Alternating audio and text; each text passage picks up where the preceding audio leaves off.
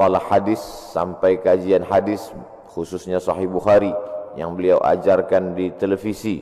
Biasanya para asatiz hanya mengajar mau'izah hasanah, ceramah umum, tabligh akbar.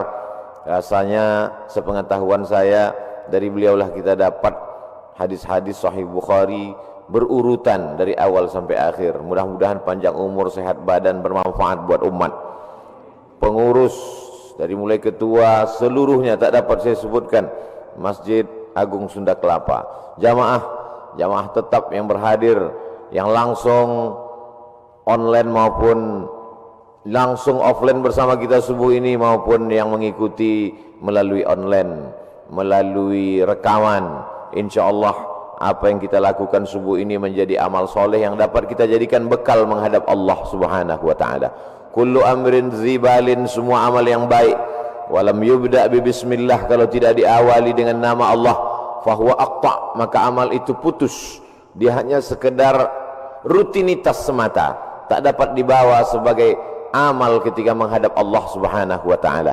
Maka segala sesuatu diawali dengan ada dua bentuk. Satu disebut dengan bismillah, dalam riwayat lain disebut dengan bihamdillah. Dua-duanya kita pakai. Dimulai dengan bismillah, bismillahirrahmanirrahim. Dimulai dengan alhamdulillah, alhamdulillahirabbil alamin. Setiap majlis, kalau di majlis itu tidak disebut namanya, maka majlis itu menjadi antanajifah, majlis bangkai, busuk dan berbau. Maka namanya kita sebut Allahumma salli ala Sayyidina Muhammad wa ala ali Sayyidina Muhammad. Allahumma salli ala Sayyidina wa maulana wa syafi'ina wa dhukhrina Muhammad wa ala ali Muhammad. Dia disebut dengan Sayyidina karena dia sendiri menyebut namanya Sayyidina. Ana sayyidu waladi Adam, aku ini adalah pemimpin anak cucu Adam. Maka kita menyebutnya Sayyidina. Kita menyebutnya Maulana karena dia sendiri menyebut dirinya Maulana. Man kuntu maulahu, siapa yang menganggap aku sebagai pemimpinnya, fa'ali maulahu, maka Sayyidina Ali pun pemimpinnya. Maka kita menyebutnya Maulana. Kita juga menyebutnya Syafi'una karena dia Syafi'un musyaffa', dia pemberi syafaat karena dia diberi kuasa oleh Allah Ta'ala untuk memberikan syafaat. Maka kita menyebutnya Syafi'ina Muhammad sallallahu alaihi wasallam, dan kita bangga menjadi umatnya. Lau kana Musa hayyan ma wasa'ahu illa ayat tabi'ani. Seandainya Nabi Musa itu hidup, maka dia pasti akan mengikuti aku, kata Nabi Muhammad sallallahu alaihi wasallam. Nabi Musa saja ingin menjadi umat Muhammad sallallahu alaihi wasallam, maka kita bangga menjadi umatnya. Kita menyebutnya Zukhrina, kebanggaan kita, Nabi besar, Sayyidul Anbiya wal Mursalin, Sayyidul Khalqi Ajma'in, Sayyidina Maulana Muhammad sallallahu alaihi wasallam. Karena dialah kita mengenal Allah, karena dia kita tahu bahwa subuh ini memiliki keutamaan yang luar biasa. Man shallas subha fi jama'atin, siapa yang salat subuh berjamaah, faka'annama shallal laila kullah, sama seperti orang yang salat sepanjang malam. Tadi dikatakan adinda protokol, ada yang sudah sampai ke masjid ini jam 3. Orang yang sampai ke masjid ini jam 3 bisa jadi karena memang rutinitasnya bangunnya cepat sampai jam 3, bisa jadi karena memang mencari fadilah, keutamaan waktu sahur utama. Wabil asharihum yastaghfirun, dia tidak ingin kehilangan waktu utama beristighfar menjelang sahur, menjelang subuh. Bisa juga datang jam 3 karena salah jadwal, bisa juga. Tapi andai salah jadwal, salah setel jam waker pun tetap juga mendapatkan keutamaan i'tikaf di masjid. Mudah-mudahan kekeliruan kita pun menjadi amal soleh insyaallah. Tema kita rezeki di masa pandemi. Islam datang merubah cara pandang. Dulu orang menganggap kalau sakit itu adalah laknat, kalau sehat adalah rahmat. Kalau cara pandangnya begitu, maka nanti setiap melihat orang sakit berarti dilaknat. Ada orang rajin sholat, rajin puasa, rajin sedekah, selalu datang awal waktu, tiba-tiba sakit. Ente kok dilaknat Tuhan ya? Karena cara pandang dia salah. Kalau sehat rahmat, kalau sakit laknat. Datang Islam, Islam merubah cara pandang. ma yusibul mu'min min nasabin wala wasabin wala saqamin wala syaukin yastakuha. Lemah, gundah gulana, galau, susah hati, sakit fisik, sampai duri yang menusuk tapak kaki, sesungguhnya itu adalah cara Allah untuk menghapuskan dosa-dosa. Jadi cara pandang kita berubah, sehingga ketika orang sakit dia tidak merasa dirinya sedang terlaknat, tapi dia sedang merasa dirinya sedang diampuni Allah Subhanahu wa taala. Ketika saya sampaikan hadis ini, dipotong oleh jamaah bahwa sakit menghapuskan dosa, diupload di Instagram, di komen orang, saya tidak setuju dengan kata-kata Abdul Somad. Orangnya itu bukan kata-kata saya, itu hadis. Tapi memang melawan orang yang tidak paham itu menghabiskan energi. Ada orang yang tidak paham, kita kasih paham. Ada orang cari paham, kita beri paham. Tapi ada orang yang sengaja gagal paham, nah ini susah kita dibuatnya. Bahwa penyakit menghilangkan dosa, itu adalah ungkapan Nabi Muhammad SAW merubah cara pandang kita. Begitu juga tentang rezeki. Ada uang, rezeki. Tidak ada uang, tidak ada rezeki. Maka kalau begitu cara pandang orang, nanti dia menganggap bahwa Allah Ta'ala tidak adil. Kenapa saya yang sholat, saya yang puasa sunat, saya yang zikir, saya yang rajin pengajian, tidak ada rezeki? Kenapa orang yang minum khamar, yang zina, yang mabuk, yang sakau, kenapa rezekinya banyak? Karena menurut definisi dia, uang adalah rezeki. Maka Islam datang. Apa itu rezeki? Kullu ma yuntafa'u bihi. Semua yang mendatangkan manfaat untuk akhirat kita, itulah rezeki. Uang tidak selamanya rezeki. Ada yang punya uang, dengan uang itu dia sakau, berarti bukan rezeki, itu istidraj, azab yang tertunda. Ada orang dengan tidak punya uang, itu justru dia jadi soleh, ke masjidnya sampai 6 kali pas nggak ada uang. Subuh, zuhur, asar, maghrib, isya, duha, tahajud 7 kali. Berarti tidak punya uang, itulah rezekinya. Sekarang saya tanya, mau pilih yang mana? Rezeki dalam bentuk uang atau nggak punya uang? Itu namanya prank UAS. Kullu ma yuntafa'u bihi, semua yang mendatangkan manfaat, bukan manfaat materialis, bukan manfaat kebendaan dunia, manfaat untuk akhirat kita, maka itulah rezeki. Jadi kalau kita membayangkan bahwa rezeki itu hanya emas, maka semua orang yang tidak punya emas berarti tidak dapat rezeki.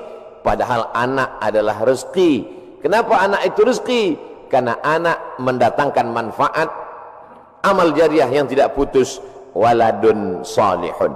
Tapi kalau orang menganggap mendapatkan anak itu rezeki, lalu yang tidak punya anak berarti tidak dapat rezeki, maka sesungguhnya tidak punya anak juga bisa jadi rezeki. Kenapa? Karena berapa banyak orang punya anak hanya menyusahkan dirinya saja. Sejak dari mulai lahir sampai anak itu punya anak, menyusahkan saja. Maka dia tidak menjadi rezeki, karena tidak mendatangkan manfaat, dia justru menjadi laknat. Na'udzubillah. Ini semua diluruskan pemahaman kita tentang rezeki. Yang meluruskan itu adalah Allah. Dikirimnya Nabi yang dia pilih, Nabi Muhammad SAW, supaya kita faham, jangan sampai salah. Kalau sudah salah faham, akhirnya salah ngomong, salah cara berpikir, salah pandang, salah bicara, salah berbuat. Yang paling mengerikan adalah salah sangka kepada Allah Subhanahu wa ta'ala. Banyak orang sudah hijrah, tapi pemahamannya tidak betul. Akhirnya dia suuzzon kepada Allah. Saya sudah hijrah dari riba kepada syariah, hijrah dari perbuatan maksiat kepada taat, hijrah dari luar masjid ke dalam masjid. Tapi kenapa Allah tidak merubah rezeki saya? Mengapa Allah tidak memperbaiki rezeki saya? Itu bukan ungkapan Abdul Somad, itu ungkapan jamaah yang curhat melalui komen-komen, melalui pertanyaan di kertas. Biasanya jamaah di tulisan lebih berani daripada langsung. Saya baca tuh di komen-komen itu. Kenapa Allah tidak mengubah rezeki saya? Allah sudah merubah rezekimu, tapi cara pandangmu tentang rezeki itulah yang belum berubah. Kalau kita sudah merubah cara pandang kita, maka insya Allah segala yang kita terima itu adalah rezeki. Makanya orang-orang soleh itu ketika tampaknya dia nampaknya secara kasat mata, secara zahir kita lihat dia sepertinya kena musibah. Tapi justru ketika menerima itu dia berkata alhamdulillah. Kenapa? Sakit dia, dengan sakit itu keluar dari mulutnya alhamdulillah. Kok begitu Ustaz? Kenapa begitu Tuan Guru? Mengapa begitu Kiai? Kamu kan bukan sedang dapat mobil, bukan dapat duit, bukan dapat uang. Kenapa kamu bersyukur alhamdulillah? Yuntafa'u bih. Karena dengan itu saya bisa berhenti sejenak mensyukuri sehat. Tapi biasanya orang kalau sedang sakit, hadis ini hilang, ayat ini hilang, ceramah ini hilang. Bahkan bukan yang mendengar subuh ini, yang ceramah pun hilang isi ceramahnya. Karena ceramah itu bisa hilang, itulah maka direkam dengan 3 kamera subuh ini. Ini rekaman ceramah ini bukan untuk jamaah, ini untuk yang ceramah. Supaya kalau nanti datang sesuatu yang tidak menyenangkan bagimu, hai Abdul Somad, kau supaya ingat bahwa itu pun sebenarnya rezeki. Kenapa? Yuntafa'u bih. Jadi keywordnya, kata kuncinya adalah bermanfaat dia atau tidak. Bukan pada bendanya, bukan pada materinya, tapi pada non materinya, immaterinya, bermanfaat atau tidak. Air minum yang ada di depan saya ini tidak selamanya menjadi rezeki kalau dia tidak bermanfaat. Tapi bagaimana kita tahu dia bermanfaat atau tidak kalau tidak kita minum? Ah, itu kan alasan Ustaz karena mau minum aja. Saudara yang dimuliakan Allah Subhanahu wa taala, ada yang menyebabkan manusia ini menjadi tidak bersyukur, di antaranya adalah karena dia tidak melihat sesuatu itu dari hakikatnya, hak kebenarannya. Mengapa dia mesti ada? Kalau dia lihat itu pada hakikatnya, maka dia akan bersyukur kepada Allah Subhanahu wa taala. Musuh-musuh itu, haters, buzzer, itu pun juga adalah rezeki. Itu cara mengobati hati yang terlalu sakit kalau dibully orang. Kenapa? Karena dengan adanya dia, manusia menjadi sadar. Orang-orang yang terhormat dimuliakan. Saya begitu turun tadi disambut, dimuliakan, diiringi sampai kemari diberikan. Di mana-mana saya sholat sajadahnya 1. Di Masjid Sunda Kelapa berapa tadi sajadah? Uas. Dihormati, dimuliakan. Itu kalau sering-sering begitu bisa jadi takjub, bisa jadi ujub.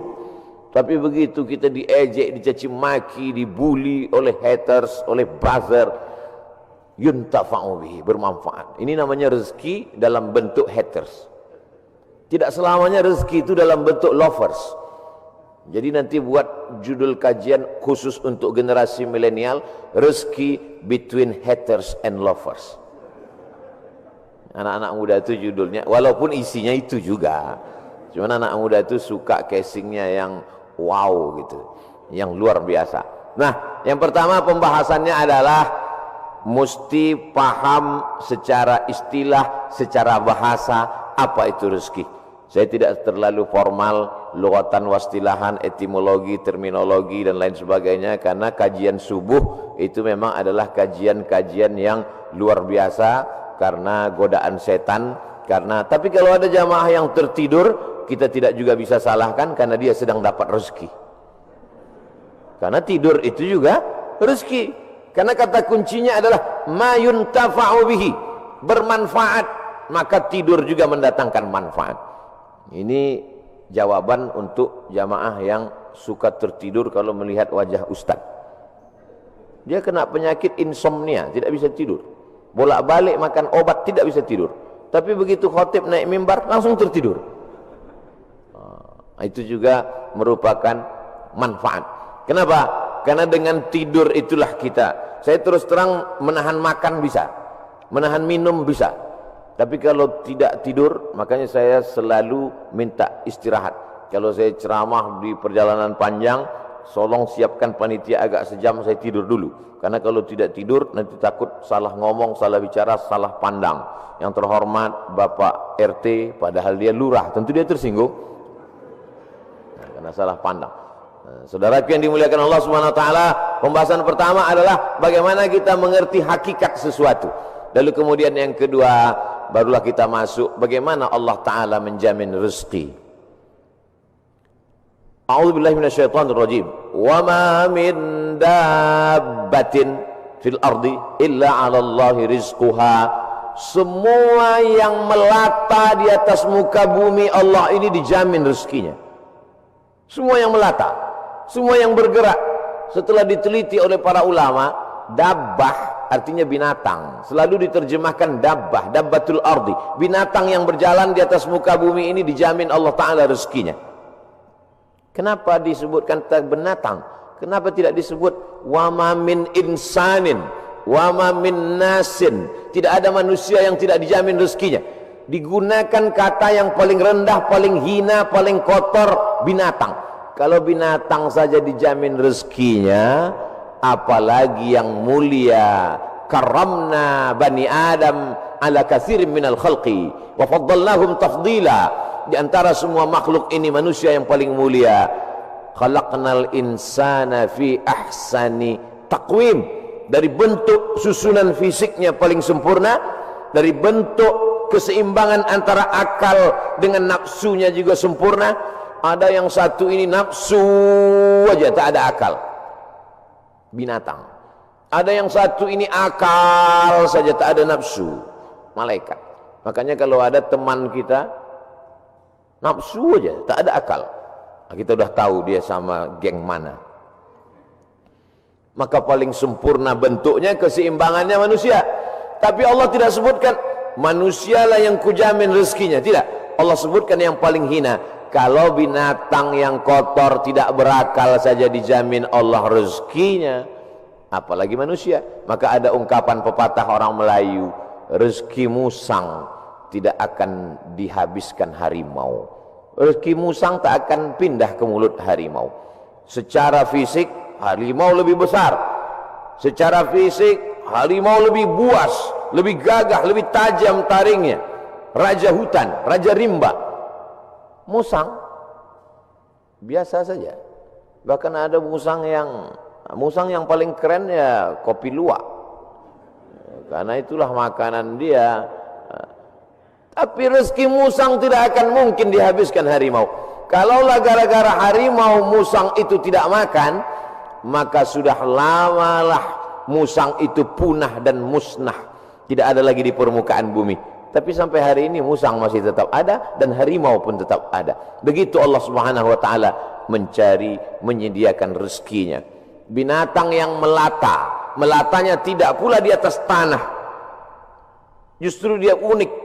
Kalau binatang yang lain kakinya di atas tanah, kepalanya, dia justru terbalik. Justru kaki dia yang ke atas, dia yang ke bawah. Bukan Spiderman, cicak. Makanannya pun luar biasa. Yang dia makan tidak melata tapi yang terbang, nyamuk. Bisa juga dia makan.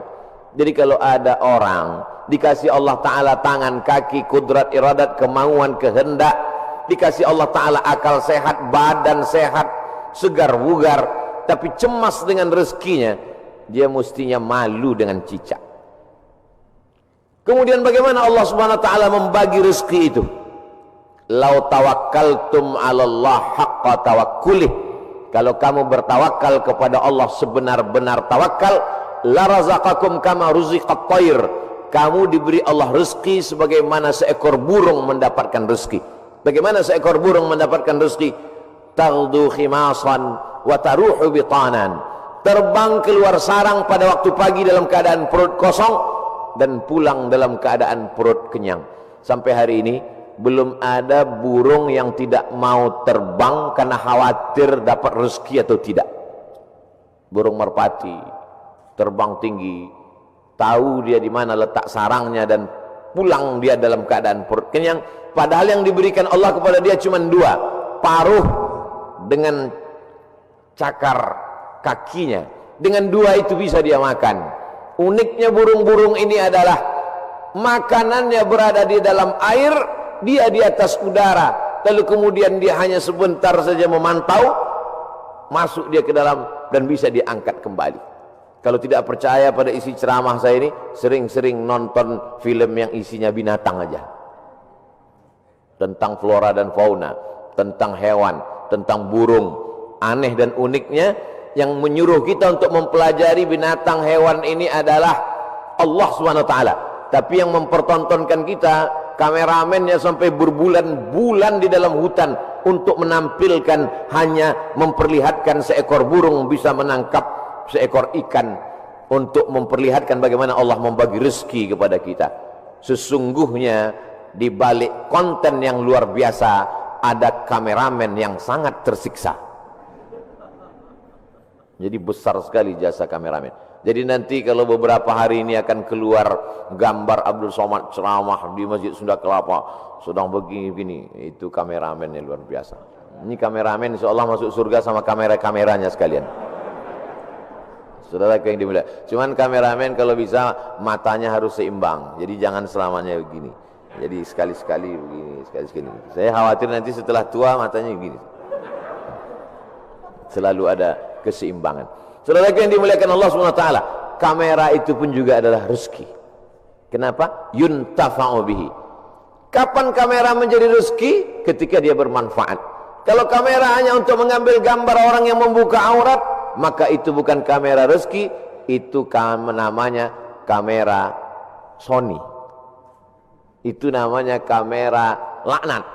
Itu namanya kamera yang mendatangkan, bukan pada mereknya, bukan pada kameramennya, tapi apakah dia mendatangkan manfaat atau tidak.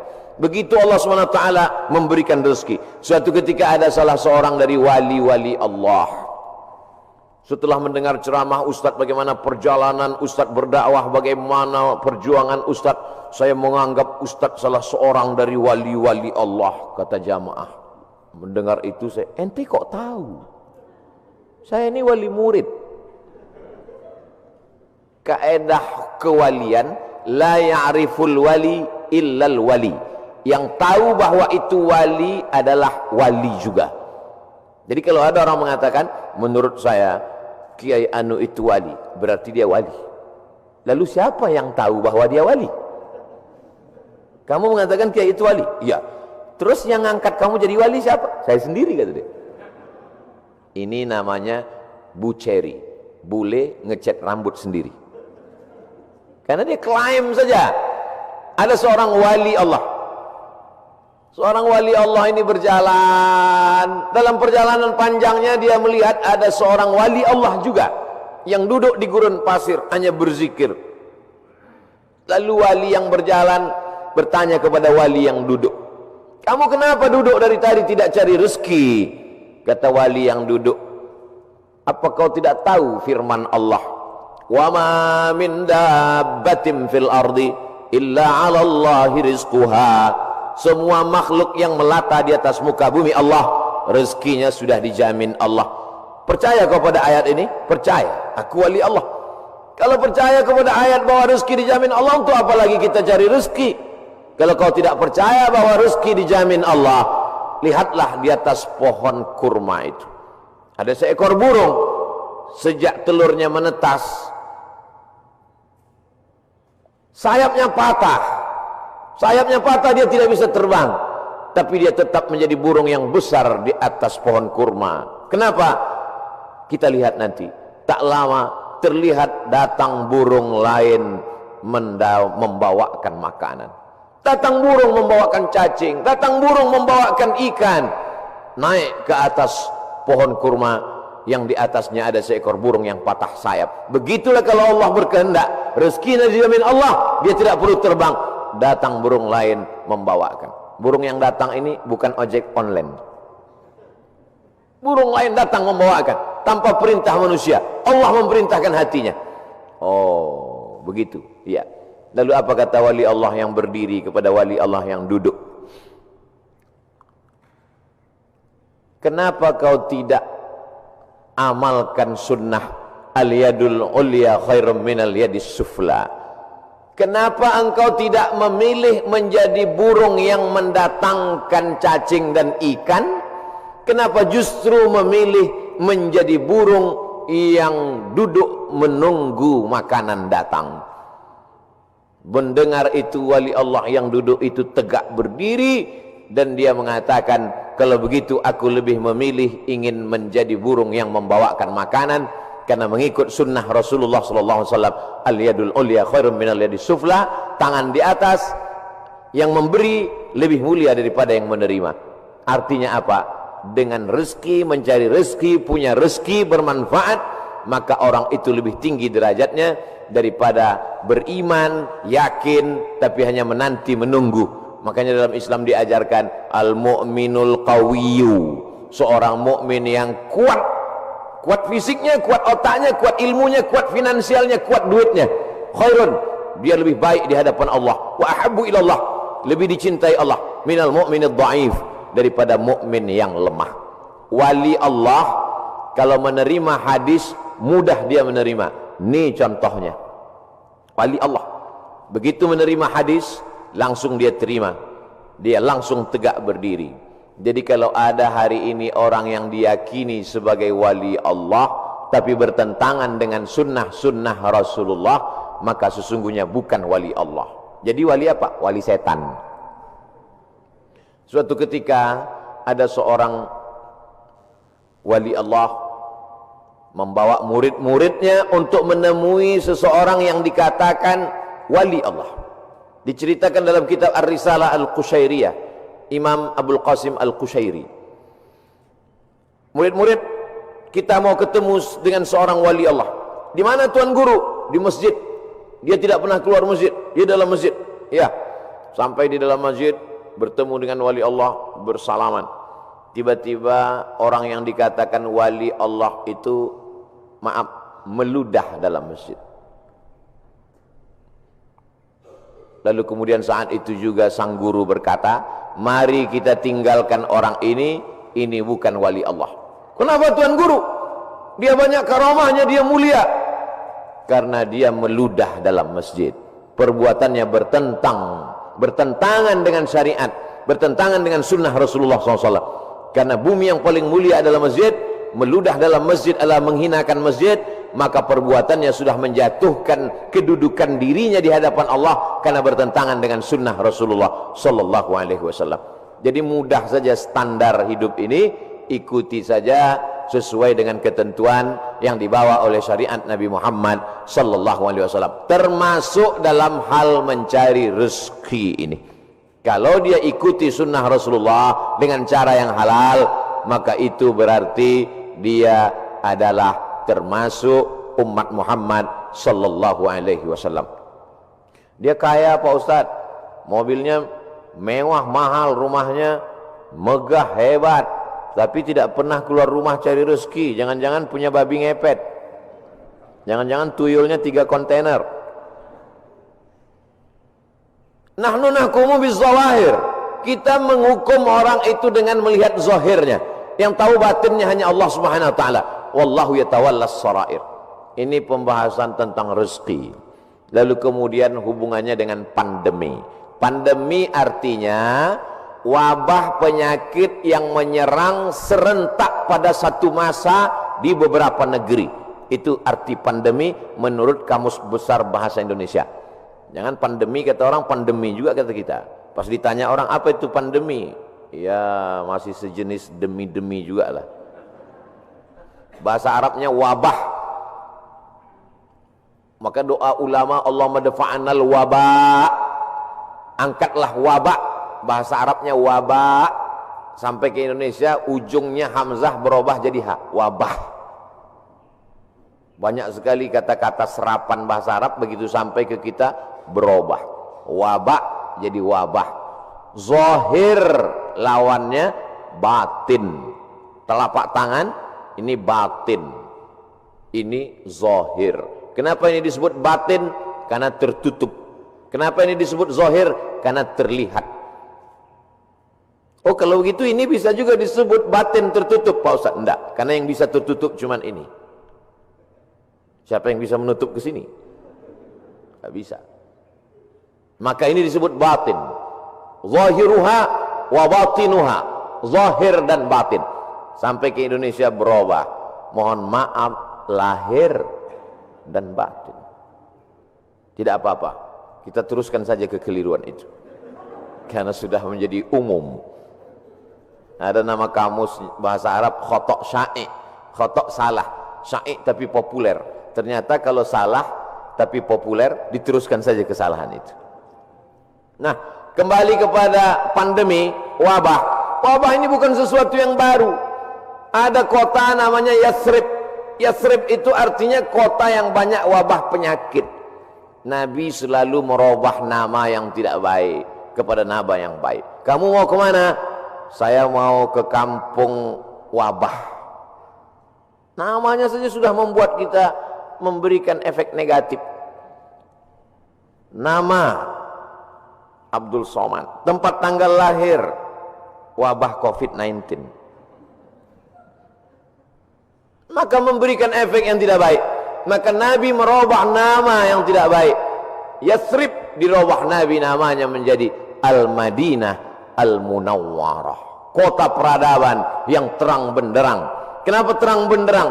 Ketika Nabi datang ke sana, maka terang benderanglah hati mereka, terang benderang pikiran mereka, terang benderang kota Madinah. Mereka sambut dengan Tola'al Badru alaina. Badru artinya bulan purnama yang terang benderang. Kalau bulan itu bulat, namanya Badar. Kalau bulannya masih sabit, namanya hilal. Yang selalu dicari-cari orang, hilal. Hati-hati kalau ibu punya suami hilal. Saudaraku yang dimuliakan Allah Subhanahu wa taala. Maka pandemi, wabah menyebar sudah terjadi sejak lama. Makanya dalam hadis dikatakan al-mat'unu syahid.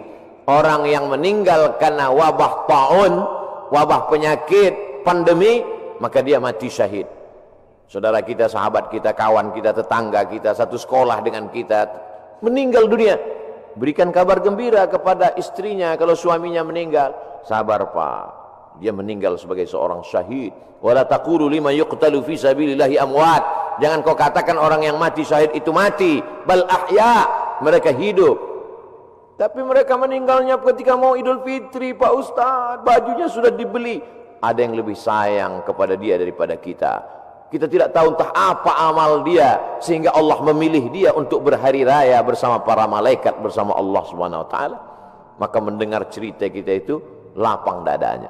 Kata-kata kita mestilah menjadi setawar sedingin, menawarkan hati yang luka, mendinginkan hati yang panas dari ucapan kata-kata yang menyejukkan. Kalau kita tidak bisa menenangkan orang dengan materi, maka tenangkanlah dengan kata-kata. Rezeki di masa pandemi berkurang. Berapa banyak pegawai, pekerja perusahaan yang di PHK, dirumahkan, kolaps perusahaan, bisnis. Bahkan ada seorang bisnismen yang cerita ke saya, Ustadz Somad, semua bisnis buatan manusia hancur roboh diterjang badai pandemi COVID-19. Yang bisa bertahan adalah yang buatan Allah Subhanahu wa taala. Tanaman kelapa sawit, harga karet, kelapa bertahan. Bisnis yang diciptakan, dibuat manusia, dikreasikan manusia, tumbang Pak Ustadz. Tapi orang beriman tidak pernah berputus asa. Kenapa? Karena dia melihat, memandang itu sebagai hakikat yang datang dari Allah Subhanahu wa taala. Dia berpikir cerdas. Dulu ketika rezeki saya lancar, bisnis saya sampai tidak sempat ke masjid Ustaz, sampai tidak sempat ikut pengajian. Alhamdulillah, dengan adanya pandemi ini kami masih bisa menyekolahkan anak, masih bisa makan, mungkin rezeki berkurang, tapi saya lebih sering ngaji Pak Ustaz. Oh, jadi kamu sering pengajian? Iya, tapi wajah kamu nggak pernah terlihat. Saya pakai masker Pak Ustaz. Kamu sering ikut kajian saya? Ikut Pak Ustaz, tapi saya nggak pernah ngelihat kamu. Saya jamaah online Pak Ustaz. Insya Allah yang ikut pengajian online, surganya tetap offline. Jadi jangan khawatir. Ini ada juga ustaz-ustaz yang menakut-nakuti jamaah, yang selama ini hanya online saja, surganya pun online. Untung jamaahnya kurang cerdas. Kalau jamaahnya cerdas, mana ada surga online? Surga online itu surga bid'ah. Saudara yang dimuliakan Allah Subhanahu wa taala, jadi ketika kita melihat sesuatu itu dengan perenungan, maka sesungguhnya ada hikmah yang luar biasa di balik apa yang diberikan Allah. Asa an takrahu syai'an, boleh jadi kau benci sesuatu, fa huwa khairul lakum, tapi di balik kebencian kamu itu ada manfaat, hikmah yang luar biasa. Asa an takrahu syai'an, boleh jadi kamu tidak suka pada sesuatu. Wa yaj'alallahu fihi khairan katsira, dijadikan Allah di balik itu semua ada kebaikan-kebaikan. Tapi kadang kita susah untuk berpikir cerdas, cermat, jernih di tengah hiruk pikuk suara orang banyak. Gimana kata kalau kita mau berpikir saat di tangan kita dua handphone, yang satu IG, yang satu Instagram? Gimana kita mau berpikir jernih di saat kita sedang di tengah orang yang pikirannya berkecamuk? Maka bangunlah di tengah malam, seperti jamaah yang dikatakan protokol tadi, yang datang jam 3 malam ke masjid. Kalau dia sampai ke masjid jam 3, tentu bangunnya jam 2. Yang sholat subuh jam 7.30, nggak tahu bangunnya jam berapa. Dia datang ke masjid, tentu dia bangun, habis itu dia mandi, terapi mandi segar, menyegarkan tubuhnya, menyegarkan pikirannya, bersih, gosok gigi, suci, menghadap Allah SWT, sholat sunat wudhu 2 rakaat, sholat sunat taubat, sholat sunat tahajud, sholat sunat hajat, sholat sunat witir, berzikir, menjelang azan berkumandang ke masjid. Jernih pikirannya melihat ini. Kalaulah orang rezekinya seret, rezekinya mampat, lalu kemudian dia alihkan konsentrasinya untuk melepaskan sejarah kerisauannya dengan narkoba, dengan khamar, dengan pergaulan bebas, sesungguhnya dia hanya sedang mengalihkan satu masalah, masalah kecil sedang dia alihkan kepada masalah yang besar. Gimana ibu? Bisnisnya sejak Covid ini makin turun atau makin? Alhamdulillah Pak Ustaz, alhamdulillah ada Covid. Alhamdulillah pula dia bilang ada Covid. Kenapa? Selama ini saya kalau mau buka usaha mesti sewa ruko, mesti sewa tempat. Hari ini saya bisa bisnis online Pak Ustaz. Saya cukup buat pasang iklan, masak di dapur sendiri, menggunakan jasa teman-teman yang bisa mengantar, akhirnya makan. Berapa banyak saudara-saudara kita yang hari ini bisnisnya tetap berjalan. Dengan cara apa? Dengan cara online. Cara menyampaikan makanannya saja yang online, makanannya tidak online. Bukan berarti makanan itu digambar lalu dikirim. Makanannya tetap diantarkan dan berjalan. Kenapa? Karena ketika kita duduk dengan tenang, maka akan ada ide-ide yang diberikan Allah Subhanahu wa taala. Yang menenangkan hati itu siapa? Allah. Huwallazi anzala sakinata. Allah taala yang menurunkan ketenangan fi qulubil mu'minin, ke dalam hati orang beriman. Tapi tidak semua bisa begini. Apotik, jual obat, minyak kayu putih, haba sauda, madu, justru di musim-musim ini peningkatannya luar biasa. Kenapa? Karena orang takut. Kalau orang takut, dia cemas, dia ngeri, dia suka minum herbal, lalu kemudian dia dengarkan hadis yang disampaikan Ustaz, habbatus sauda syifa'un min kulli da'. Habba sauda, jintan hitam, Arab, obat dari segala macam penyakit. Yang tidak bisa diobatinya hanya tua dan mati saja. Yang lain daripada itu bisa diobatinya. Alaikum bisyifa'aini, hendaklah kamu berobat dengan 2 penyembuh, al-asal, madu, wal Qur'an. Wa nunazzilu minal Qur'ani ma huwa syifa'. Kami turun Al-Qur'an itu sebagai obat, sebagai penyembuh, sebagai penawar. Maka diamalkan mereka ruqyah, habba sauda, herbal, madu, jintan, qastul hindi, maka luar biasa. Tapi saya tidak bisa berpindah dari bisnis ini ke sini Pak Ustaz. Loh, yang mengatakan engkau tidak bisa bisnis dari pakaian ke herbal itu siapa? Kita sendirilah yang mengkerangkeng pemikiran kita. Kita yang membuat aturan, kita yang membuat diri kita terjebak. Saya sudah usaha pakaian, maka saya tidak bisa berpindah ke usaha lain. Yang membuat kaedah itu diri dia sendiri, dia sendiri membuat kerangkeng, dia sendiri yang berada di dalam, dia sendiri yang menguncinya. Itu sama seperti orang yang membuat kerangkeng besi, dia masuk ke dalam, dia kunci dari dalam, dia buang kuncinya keluar. Dia mengkerangkeng dirinya. Kamu bisa berpindah dari dagangan pakaian ke jualan herbal, berpindah dari berdagang bisnis ini beralih ke sini. Itu adalah pilihan yang ada pada diri kita sendiri. Ada pilihan yang tidak bisa kita pilih. Abdul Somad menjadi orang Melayu, datang dari Pulau Sumatera, itu tidak bisa kita memilih. Saya tidak bisa memilih. Malaikat tidak pernah dulu memberikan saya pilihan di alam rahim, Abdul Somad, kau mau jadi orang mana? Mau jadi orang Amsterdam atau mau jadi orang Riau? Tak ada. Itu bukan pilihan saya. Itu pilihan takdir dari Allah Subhanahu wa taala. Tapi ada masanya kita bisa memilih antara bisnis ini atau ini, beralih ini atau ini. Ustaz, ada yang mau saya tanyakan Ustaz? Ya silakan. Bolehkah saya beralih bisnis? Boleh. Yang tak boleh beralih ke lain hati. Saudaraku yang dimuliakan Allah Subhanahu wa taala. Jadi bagaimana tiba-tiba pikiran kita menjadi sempit sampai tidak nampak solusi? Bagaimana tiba-tiba hati kita ini menjadi beku sampai semuanya terasa menyulitkan, menyusahkan kita? Maka Allah Subhanahu wa taala memberikan kita kelapangan. Man lazimal istighfar, siapa yang melazimkan istighfar, mengistiqomahkan, mengamalkan istighfar, ja'alallahu lahu min kulli dhiqin makhraja. Habis waktu ceramah. Oh, matahari terbit. Hebatnya di Masjid Agung Sunda Kelapa. Setiap matahari terbit, bunyi alarm. Setiap matahari terbit, bunyi alarm. Setiap matahari terbit, bunyi alarm.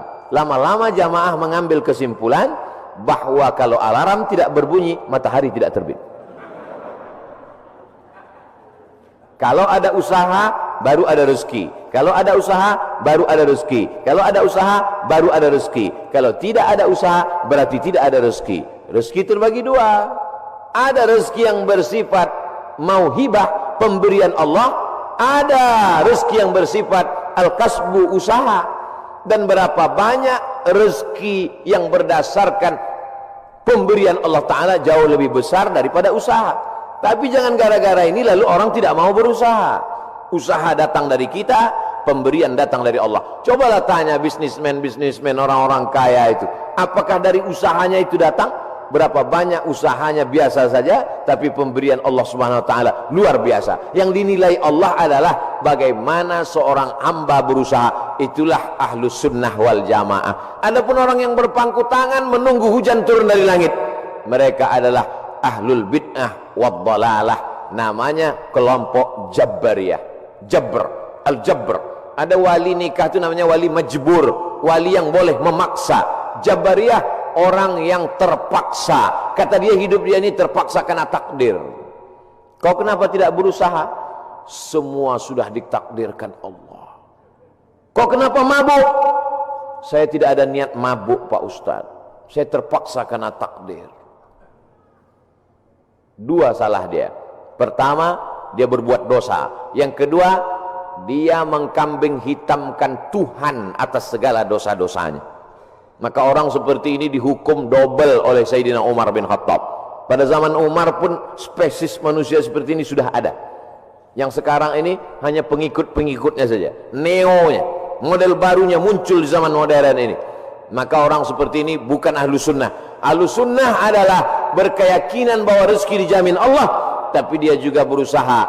Menurut Imam Abul Hasan al-Ash'ari, maka itulah yang disebut dengan al-kasbu wal ikhtiar. Ada usaha. Subuh ini saya sudah ditakdirkan Allah Subhanahu wa taala ada 2 minuman. Yang berada di atas meja ini walaupun nampaknya 3, yang minuman 2, yang ini hand sanitizer. Lalu kemudian saya boleh memilih antara 3 ini. Yang mana yang mau dipinum boleh pilih. Mau yang ini atau yang ini, tapi jangan yang ini. Ketika dia sudah diberikan kepada saya, maka ini milik saya, ini udah takdir saya, ini ketetapan untuk saya.